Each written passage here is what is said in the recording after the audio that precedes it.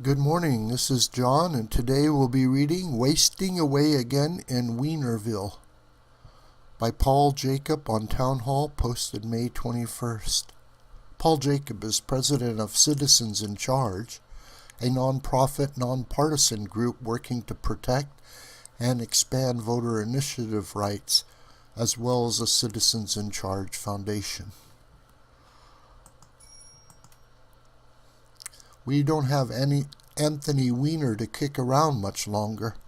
On Friday, the former member of Congress admitted in federal court to felony sexting, transferring obscene materials to a minor. In this case, someone Weiner believed to be a 15-year-old girl. The prosecutors are calling for Weiner to serve 21 to 27 months in federal prison and continue mental health therapy.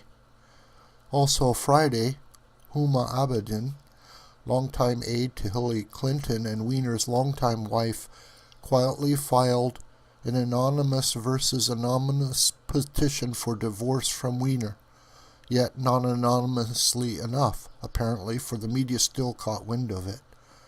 The couple had separated last August during the presidential campaign.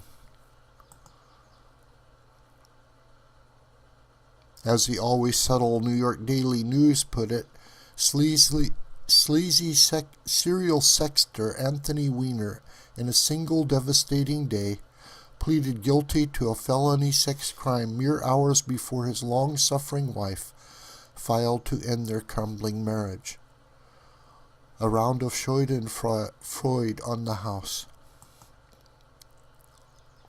Still, what is most intriguing about Anthony Weiner's story, the ugly fall and crash, is not Anthony Weiner himself, but others who stumbled into his morality tale.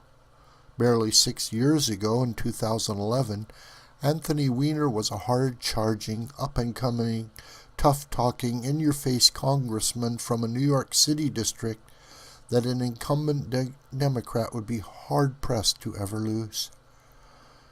A regular pontificator and scuffler on cable TV, he was likely one day to be a contender, and perhaps the mayor of the Big Apple.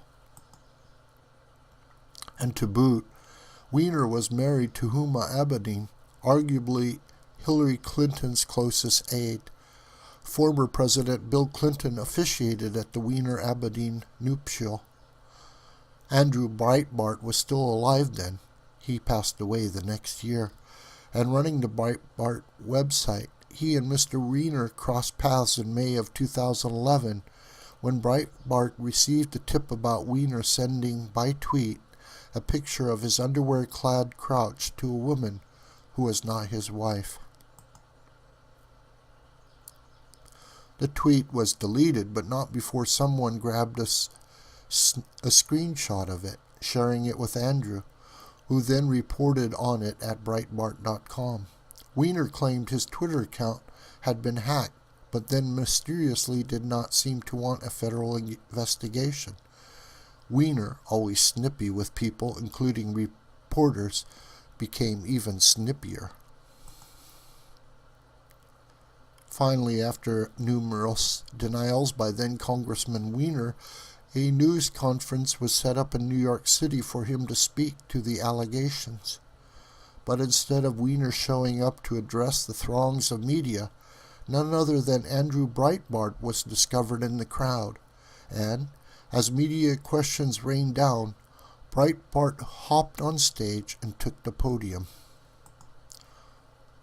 For better than half an hour, Breitbart demanded an apology from Weiner for lying and suggesting Breitbart had fabricated the story. Breitbart announced he had now had additional evidence of inappropriate behavior on Weiner's part. Breitbart also lambasted much of the mainstream media for partisanship in covering the story, i.e., not questioning Democrat Weiner more aggressively and being quick to distrust and denigrate the conservative Breitbart.com. Days later, U.S. Representative Weiner, Democrat, New York, would admit his bad behavior acknowledged the lies to cover it up, and officially resigned his congressional seat.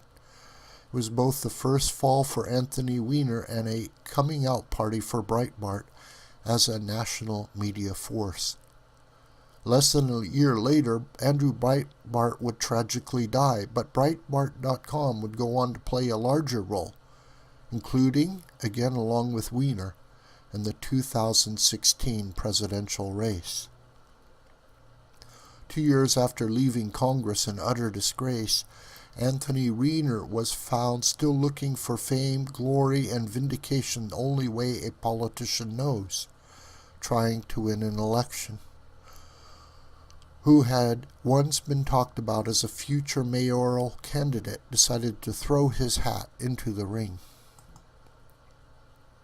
Weiner actually started out on top in public opinion polls, but that didn't last long. A sexting partner, Cindy Leathers, came forward alleging an online sexual relationship with Weiner, which occurred after Weiner had left Congress. 1,000 jokes were born of the revelation that Anthony had used the online name Carlos Danger. Anthony and wife Huma held a news conference to address the scandal, but Anthony Weiner could not effectively respond to questions like, "How many online chats have you had with women that were sexual in nature?" Proving that life is stranger than fiction, Weiner made an arrangement with a documentary filmmaker, turning the campaign into even more of a soul-crushing reality TV train wreck than it otherwise would have been. "This is the worst," moans Weiner on camera, "doing a documentary on my scandal."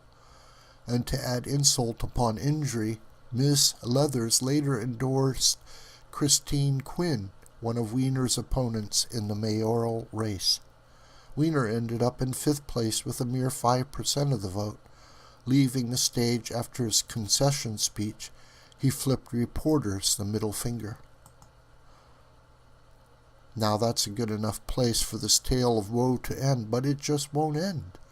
Fast forward to 2016 and what was already an incredibly bizarre presidential election between two candidates, with the highest negative ratings among voters in recorded polling. The scandal and previous FBI investigation then closed. Of Clinton's private email server had helped drive her negatives. As a key advisor to Hillary Clinton, Huma Abedin is neck deep in the Clinton campaign. Enter Anthony Weiner. A report in the British Daily Mail details a nearly year-long sexting relationship between Carlos Danger of American politics and a 15-year-old North Carolina high school sophomore. She was underage. Weiner is 52 years old. The FBI launched an investigation and soon had possession of Anthony Weiner's laptop computer. No doubt there was much of interest. Most impactful, however, were copies of emails that Hillary Clinton had sent to Weiner's wife Huma, and that somehow had ended up on the laptop that no one wants to be on,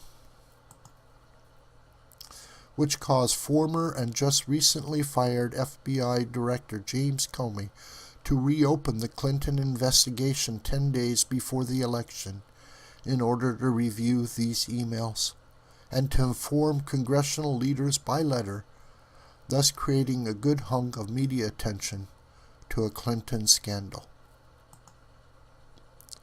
So the creepy underwear bulge texting Weiner played an outside role in the 2016 presidential contest.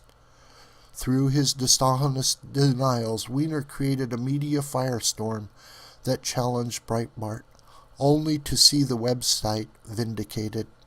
Andrew Breitbart took advantage, gaining enormous street cred. 5 years later, Breitbart editor turned Trump advisor Steve Bannon played a major role in the Trump victory last November. Then, Like a recurring nightmare, Weiner's criminal behavior with an underage female fatefully produced a major negative story for Mrs. Clinton in the home stretch of the presidential race. You can't make this stuff up. This video is a production of the School of the White Crane. My name is John Brooker, and you could reach me through commentary on this video or through my Gmail listed here. Please share this video with friends and family and on social media. May God richly bless you.